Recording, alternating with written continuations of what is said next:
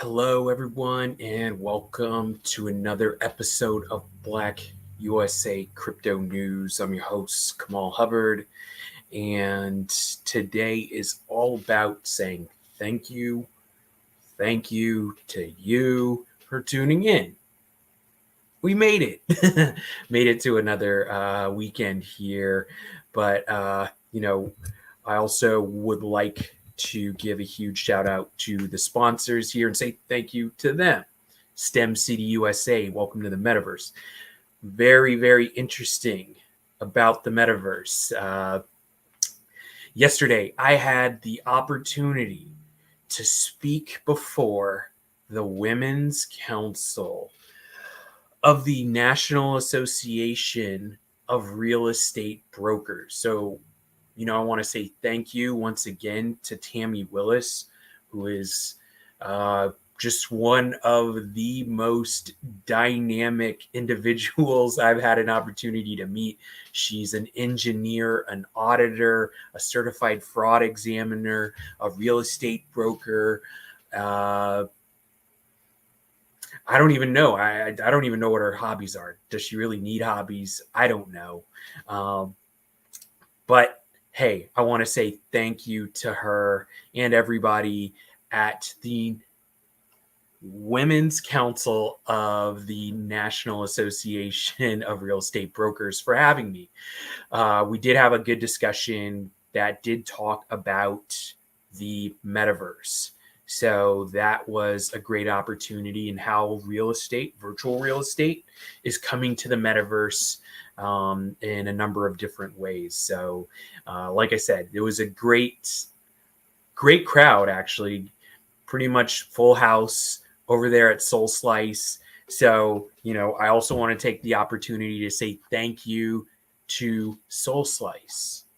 Carter Lewis of Soul Slice, man, very, very amazing chef, executive chef, entrepreneur, doing great things there in Oakland at Soul Slice. Clearly great food. The shrimp and grits was excellent, but the black eyed peas blew me away. I had to say that. Go to Soul Slice, check out the black eyed peas. You will be pleasantly surprised. I also want to thank the host of the Black Business Roundtable, Doug Blacksher, for mentioning me as a guest speaker for the event yesterday. So, Doug Blacksher, wherever you are, I want to say thank you, sir. Really, thanks for all your support. Going right along with him, I got to say thank you to Donnie Glover, the publisher here at BlackUSA.news. Check out all of the other content creators like Quita and Chap, Carla Nelson Chambers, of course, Tajmira of the Blackout Live from New York that comes on Saturday mornings at 10 a.m. East Coast, 7 a.m. West Coast. Thanks to Michael Haney, Mr. Honablu, who's got the morning show going on here. Who else can I say thank you to? I want to say thank you to all the content creators here at BlackUSA News. We've got a lot of new content creators, which is also a great thing in my opinion. So check out these new shows, check out the archives, check out the old shows, check out them, whether they are live and in person, or if you don't catch it live, once again, go back to the archives, check them out. But there's a couple other people I do absolutely want to say thank you to here. William Honablu. Forgive me for saying that earlier. William Honablu has the morning show, the BlackUSA News morning show. I want to say thank you to him for all that he does. Carla Nelson Chambers of Conference Room Conversations. It's very much worth checking out. They have some great conversations, of course, too. And, there's just so many other great shows going on here. And, gosh, I wish I could keep going on and on. But It's very, very important for me to continue saying thank you to the people that matter. I want to say thanks to my wife for accompanying me yesterday, helping me out with a few book sales. She was definitely holding it down for me. Things get a little chaotic towards the end, and she makes sure that I'm organized. One thing I did forget to do was bring change, which typically I get on top of her about that. Do you have your change? Do you have your change box? I don't even have a change box.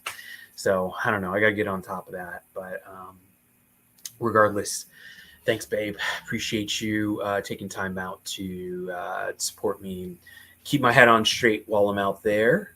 So, gotta also say thanks to Dr. Ashley. She's also on the Black Business Roundtable, and she does a great job on there with Doug. So be sure to check out that program and other programming once again here on BlackUSA News. So, I could keep going on with the thank yous, but okay. Let's keep going with those thank yous. Definitely want to say thanks to Kirsten Martin, who has been encouraging me to do some really great things and have some really great interviews with some really great folks out here. So stay tuned for some of the folks we are going to have just in general. The interviews that I'm going to be having with some upcoming folks, which I think should be interesting. So, I don't know where to really go from here other than to share some news with you guys. If you guys have not done so already, you should check out the CageChain Newsletter. It is a free weekly newsletter of all of the events going on in crypto. And, well, not all, but a lot of things going on in crypto taking place, covering blockchain, crypto, of course, DeFi, NFTs, and the metaverse. But in particular, there's corporations now that are entering the metaverse space. So we are going to begin to see the rise of enterprise metaverse adoption. And, is this a good thing? Is it a bad thing?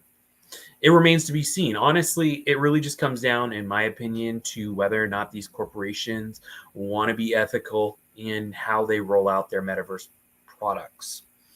Now, of course, how can I not talk about the metaverse without getting Meta on you, right? Meta, formerly Facebook. They are creating a in metaverse currency. They tried really hard to get Libra going, and then they did a rebrand and called it Libra. And part of me feels like Meta has not gotten a fair shake when it comes to the rollout of their currency, their native currency. I think that Congress, they tried to go down the route of regulation and meet with regulators and work with regulators and then kind of have a public-private partnership going with them. But at the end of the day, I think the U.S. government saw it as too much of a threat on the U.S. dollar. And so, in that regard, I do feel as though Meta, formerly Facebook, did not get a fair shake when it came to their currency. Now that the United States is doing more research into cryptocurrencies, digital assets, central bank digital currencies as well, they are now, it looks as though Facebook is revamping the idea of having a native currency within their metaverse, which, it makes sense. and they were ahead of the curve. And like I said, they worked hard to get the United States government's blessing on it, but they never got it. So now I'm not going to say they're behind, because they are still trying to innovate with the metaverse product offering that they have, but it only makes sense for that metaverse property to have a currency. Now, where things get interesting, of course, is Meta, Facebook's metaverse product, to me, seems as though it will be a closed product, a closed corporate metaverse, right? Where I'm not sure if they're going to allow for other cryptocurrencies to come in. Maybe they may. There's a strong possibility they may. That makes sense, because then they can take fees on outside crypto. And I know that they were working with Coinbase to do wallet rollouts within the metaverse. So they may do that. That might be a really cool thing, actually. So we'll see where that goes. Hey, chap, what's going on? Hope you're doing great out there. Chap of Shared Space on Monday nights here on BlackUSA.news. Check out Quita and Chap. They're talking about all the great things that are going on in the Baltimore area and helping the community out there. So thank you guys for putting on good content, great shows. Thank you for showing up and dropping a comment, Chap. I appreciate that. Thank you very much. Anyway, thank you for allowing me to digress and say what's going on to my fellow content creator, Chap Loveless here. But, let's check out some other news. Like I said, Metaverse is going to actually be valued at over $1 trillion. So with all of the corporate interest in Metaverse properties, it's going to hit $1 trillion. So, ask yourself this: are you properly positioned to benefit from the Metaverse? Now, there's a lot of reservations that I personally have about Metaverse, but let's just be very direct here, right? We live in a capitalist country. We need to pay our bills. I'm not saying get on the Metaverse and do anything that would compromise your ethics or anything like that. But if there is a $1 trillion valuation on this industry, there's a way to ethically profit from it in a very small scale. And whether that means you become a Metaverse designer or, a Metaverse property owner, come on, guys. You guys can kind of put 2 and 2 together here. You don't. Now is the time to begin educating yourself on what the Metaverse is and how to operate within it. And once again, let's not be a consumer of this technology. Let's actually be creators and innovators. I see a lot of actually really great Black artists and designers doing really great things in the Metaverse. So, I'm not going to sit here and say that that's the way it is, because that's not the way it is. We're doing great things, but we need a whole lot of extra representation here. So once again, this brings me back to my talk yesterday, right, with the Women's Council of the the National Association of Real Estate Brokers, right? It was so good to see that kind of interest with Black women who are looking to remain innovative in their field. So, having the interest there really inspires me to continue to do what I'm doing, because trust me, guys, there's been many times when I wonder why I do the things that I do, and I have a great day job. And I want to say thanks to everybody at work, all the folks I work with. Thank you guys too.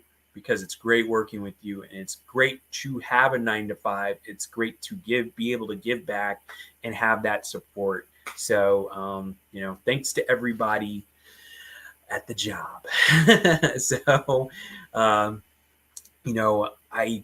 do.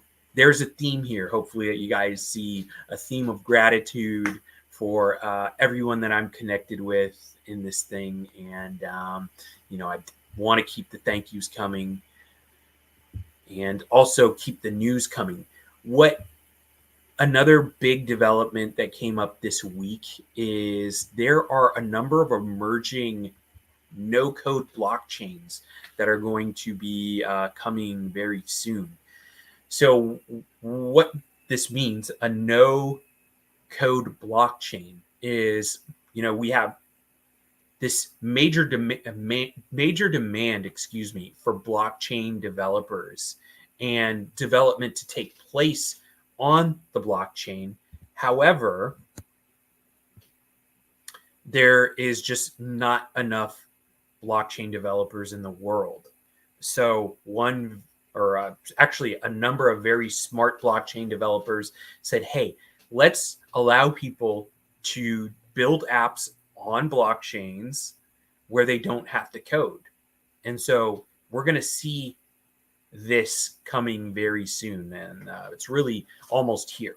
So if you've wanted a blockchain application or a blockchain of your own, you should really be on the lookout for this right here, guys. No code blockchains are coming soon to a theater near you. So another big story this week was that the U.S. Department of Justice had a very large forfeiture of cryptocurrencies out of the Southern District of Florida that actually was in excess of $34 million worth of cryptocurrency that were tied to dark web activities.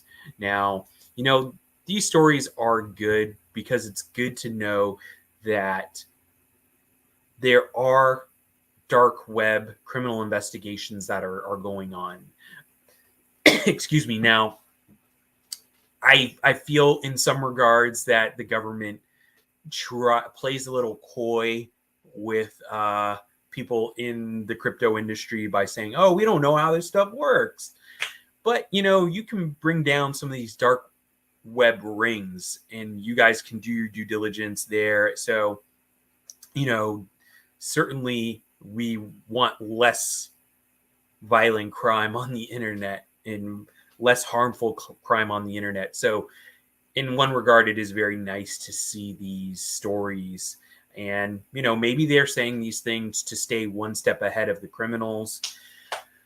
At the end of the day, blockchain, cryptocurrencies, it's not a really good place to commit crimes or use to commit crimes, based on the fact that it is a ledger system. That's what is being recorded on these blockchains are transactions. So if you want to document yourself committing a crime, a blockchain is a good place to do it. So with that said, 1, crime doesn't pay. 2, I'm not telling anybody to commit crimes, but it's probably a good idea, once again, not to commit crimes in the first place, nor do it on a blockchain.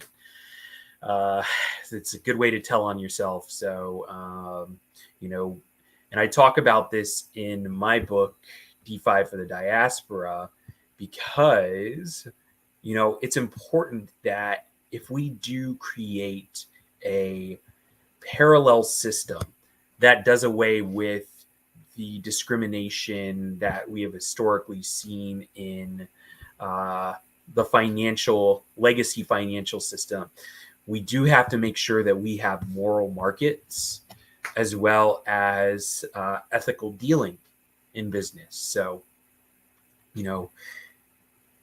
just think about it. Once again, if we can do away with the discrimination and deal with each other as a global Black family at arm's length, I believe that is the road to creating an equitable and global, or a more equitable, global, sustainable economy, Black economy, right? And it's worth exploring, and that's what I did with the book. So if you get an opportunity, feel free to check the book out, and give me some feedback. Let me know if you think that I might be off base. And speaking of books, I had an opportunity to talk with Brett King. He is the author of The Rise of Techno-Socialism. Now, this is a very interesting concept, but it's worth exploring once again. So I'm looking forward to reading more about his book and getting into what techno-socialism is. Now, you guys stay tuned for that. That's all I can say. And also look into who Brett King is, right? It's very, very, he's a very interesting individual. He's done a lot in the financial technology space. So, be on the lookout for that stuff. So, some new stories here I want to share with you guys. It looks like Ice Cube is creating a line of music NFTs. So, Ice Cube plans to release music NFTs, including from his new rap supergroup with Snoop Dogg. Now, I know I covered this in CageChain a few weeks ago, but obviously Snoop Dogg is revamping and reprising Death Row Records as an NFT music label. So now Ice Cube is jumping into this, and it's looking like a lot of good things are going to come out of it. So, it is definitely worth checking into and being on the lookout. If you're an Ice Cube fan, check out these NFTs. And I mean, hey, I'm sure he's going to have some really cool stuff going on there. I personally, big Ice Cube fan growing up, and he's got a certain style about him, and he conducts his business a certain way too, that in a lot of ways, and in my opinion, it's got to be respected. So I think he will approach the NFT scene in a certain way that's in line with his brand, and I'm excited to see it. Like I said, I'm an Ice Cube fan. Going back to America's Most Wanted, how good is that album? Predator is great too, but America's Most Wanted, right? Come on. Are you a hip hop fan and you don't like America's Most Wanted? Hopefully I'm not telling on myself here, but that was a fine hip hop album, and you guys cannot forget about the contributions of Ice Cube in the game. So now I'm looking for more innovation by him in this NFT line. So hey, Michael Randolph checking in from Tampa. Michael Randolph, I want to say to you, sir, thank you for tuning in to BlackUSA Crypto News. Thank you, and have a wonderful weekend, sir. Let me keep going here with some other news stories. Hopefully, you guys are keeping an eye on the news. A lot of times, stuff gets buried on Fridays. So this might be an opportunity for me to share some things. So many stories, guys. Coinbase and Robinhood, their shares are sinking due to Goldman Sachs' prediction of a low first quarter earnings. So, I don't know if you own Coinbase stock or if you own Robinhood stock, but apparently the analysts at Goldman Sachs are predicting a low reporting of earnings for their first quarters of this year. I think Well, of course, as always, guys, none of this is financial advice. All of this is for informational purposes only. It's not financial advice. It's not legal advice. It's not tax advice. And I couldn't agree with you more, Mr. Randolph. Knowledge is power. So take this information, use it for your own best interests. And yes, let's continue to learn more about this technology, because I see the interest in people wanting to learn more, wanting to know more, and it means so much to me that you guys think of me as a trusted source. I got a lot of that yesterday during my talk, and it's very humbling when people feel that way. But I've been doing this for years, and to a certain extent, I'm a little obsessive about it in a lot of ways. I don't know why, but when you fall into this odd crypto rabbit hole, and your mindset shifts, then sometimes people get obsessive right along with me. Turns a lot of people off as well too, and there's nothing wrong with that as long as you get exposed. So that's what this show is all about, is to make sure that I expose this news to you and this information to you in the most timely manner possible. So I'm going to look for one more story, hopefully, that I can find for you guys here. And trying to find one that's not too controversial here. All right. Here is a pretty good story. I hope you guys, this is coming from Crypto Slate. And the headline is, Inflation is Driving Crypto Adoption in Emerging Economies. Crypto adoption in countries like Sudan, Syria, and Lebanon is being affected by low access to internet. Now, while there are many use cases for the crypto industry, the most popular use appears to be as a hedge against rising inflation. Now, in my book, DeFi for the Diaspora, I talk about how inflation has affected certain countries and certain currencies, right? And we're clearly seeing the effects of inflation here in the United States, but globally, it looks like inflation is on the rise. So, to continue, a recent Twitter thread by CoinMarketCap has revealed that citizens of countries in emerging economies battling inflation mostly use their crypto holdings as a hedge against their falling national currencies.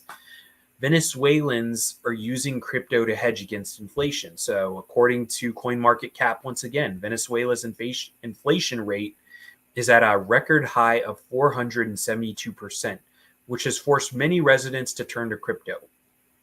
Per the report, there are 2.9 million crypto users in the country, which amounts to 10.23% of its population. So, being a direct alternative to fiat, cryptocurrencies are widely seen as a hedge against inflation, and to date, many popular cryptocurrencies have been proven to do just that. The report also revealed that other countries with high inflation rates like Brazil, Nigeria, Pakistan, and Colombia have embraced crypto as a viable alternative to their national fiat currency. Meanwhile, around 8% of U.S. residents who are struggling with high inflation have adopted the digital assets. Lack of internet access restricts crypto adoption, so major problem here.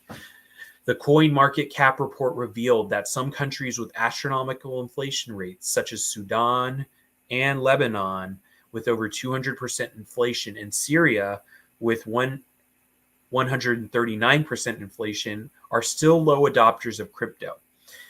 The report noted that only 1% of Sudan's residents have adopted crypto, while the percentage in Syria and Lebanon are barely 1%. This low adoption rate does not mirror the attitude of residents towards crypto. Instead, it shows the difficulty of accessing crypto services due to reduced internet access and the lack of on and off ramps for fiat. Internal conflict may also be the cause of this. Residents of developing countries prefer stablecoins. A look at the consumer behavior in these countries would show that the residents of poorer countries prefer to invest in stablecoins like USDT Tether instead of volatile digital assets like Bitcoin. However, residents in wealthier countries like to take more risks as they prefer to invest in these volatile cryptocurrencies. CoinMarketCap concluded, that the developments of DeFi native stablecoins from MakerDAO and Anchor Protocol and others might eventually help those holding stablecoins hedge against rising inflation. So, there you have it, folks. We are facing inflation here in the United States, but we certainly do not have it as bad as other countries out here. I mean, parts of the United States do have issues with having reliable broadband internet, and those affect those places that are hardest hit by this lack of reliable broadband are in typically cities and populations with higher amounts of Black people in them. I talked about this in my book, DeFi for the Diaspora, and why it's important for us, once again, to leverage this low barrier of entry. So, the internet is a big part of that. And having a connection to the internet will allow us to unlock these DeFi protocols. So, I got a question. And I want to thank Mr. William Honablu for asking this question. Can people in developing countries afford the potential downside of digital currency more than regular currency? Well, I think the news story I just shared spoke to this. So in these developing countries where they have the higher interest rates that are lowering the value of their fiat currencies or government issued currencies, what they tend to do is to use stable coins that have a value pegged typically to another currency, a more stable currency like the US dollar. So those developing countries will use stable coins because the value of their currency is going down, but it's not going down at the same rate of the US dollar. So that's what they tend to do. Now, places like the United States, this is kind of going towards the logic of that news story. Places like the United States, that where inflation is not hitting us in double and triple digits, that's when those countries tend to lean more towards the volatile assets so that they can, use that risk to get higher gains and higher profits from those cryptocurrencies. So to really answer your question once again, can they afford the potential downsides?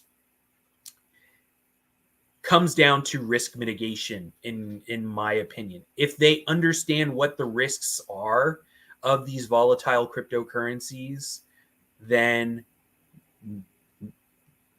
if they know what the risks are and they assume those risks, that is on them. Can they afford it? That all comes down to how much you can put into crypto. Another big rule of mine is never invest more than you're willing to lose. So, if you're putting in money that you can't afford to lose, then absolutely stay away from crypto altogether. It's highly risky. There is a lot of risk of loss that's associated with it. So no, but if you do know what you're doing, and it sounds like a lot of these folks do know what they're doing by flocking to stable coins, once again, so that they can lock in the value of their currency and have it tied and hedged to the US dollar. So that strategy, the strategy that they're using, is a winning strategy. So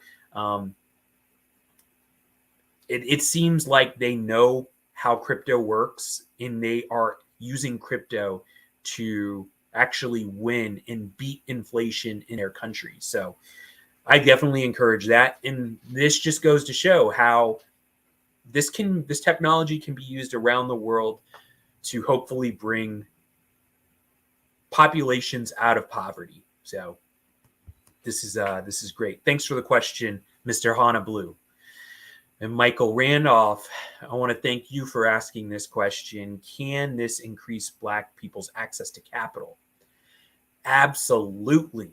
Absolutely. So going back to, one of the premises of my book is the historical financial system has discriminated largely against Black communities in the ways of redlining and the denial of access to capital. And what DeFi protocols allow for is permissionless access to this capital. So what do I mean by permissionless? It's just that we don't have to ask permission anymore if we want to get a loan. If you know how to properly interact with these DeFi protocols, you don't have to ask anybody's permission. They're not looking at your FICO score. They're not looking at your zip code. They're not looking at how you're dressed. They're not looking at your pay stub or any of that. You can go at 2 a.m. to a DeFi protocol and get a loan. That's not even during banking hours, right? So that's the great thing about DeFi is we do not have to ask permission. We don't need somebody's authority to do it. We just need to educate ourselves around how these protocols work. And we can absolutely benefit from this. And it will absolutely increase the access to capital that Black people can have. In fact, you know what? If you were to call me later on this evening and you wanted me to show you how to do it, I can do that. And I wouldn't mind doing that. But it's a Friday night and we got bigger things to do. I'm sure you guys are trying to relax this weekend. So be sure to do that. But if you want me to show you how to do this, I can do that too. I'm not very hard to find. I'm pretty easy to access. So please do seek me out. You can do that here. You can do that on Twitter, LinkedIn, and all the other social media outlets that I'm on and a part of. I'm on Facebook, but I'm not on Facebook. I don't know how to explain that, but Instagram, I'm on Instagram. Find me there, DM me.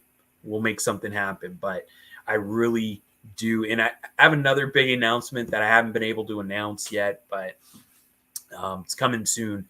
Regardless, I say that to say I want to talk to your organization, your school, your lawmakers, your nonprofits. So guys, if you want me to come to a city near you, feel free to reach out to me because I want nothing more than to spread this information.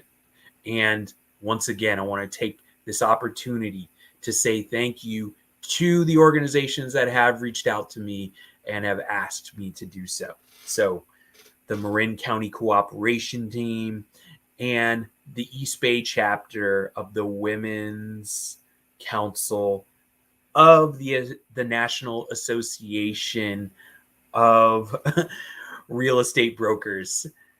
That's a very long name, but I had to get it right. So I'm going to say thank you one more time. And with all sincerity, thanks again. Okay. Michael Randolph, thank you for your question. You would like to know how we can connect. And thank you for sending over your email. But, you ask a really good question here. How can we connect? And I'm going to put that up on the screen. Actually, whoops. So if you look here at this crawler, and maybe I can find a more direct way for you. Bear with me.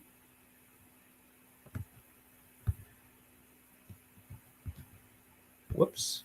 All right. So you can go to my website, www.kamalarhubbard.com, My Instagram is Kamal R. Hubbard. It's my website, KamalRHubbard.com. You guys can go to the contact page on my website, find me there. I'm also on LinkedIn. But Mr. Randolph, you're in Tampa, Florida. Trust and believe, I want nothing better, nothing more than to come to Tampa Bay, Florida, Tampa, St. Pete, Clearwater, that whole area. Please invite me out there. I want nothing more but to hit the beach out there in Central Florida. And shout out to my buddy Adrian Riley out there holding it down in St. Pete, Clearwater, Tampa area. You know, the dude, he's a man among men, a king of kings out there. So it'd be great to link up with him, but also you, Mr. Michael Randolph. So thank you for putting out the invite. We can coordinate something, and I look forward to speaking with you very soon. Take care, folks. Stay safe, and I'll catch you next time here on BlackUSA Crypto News.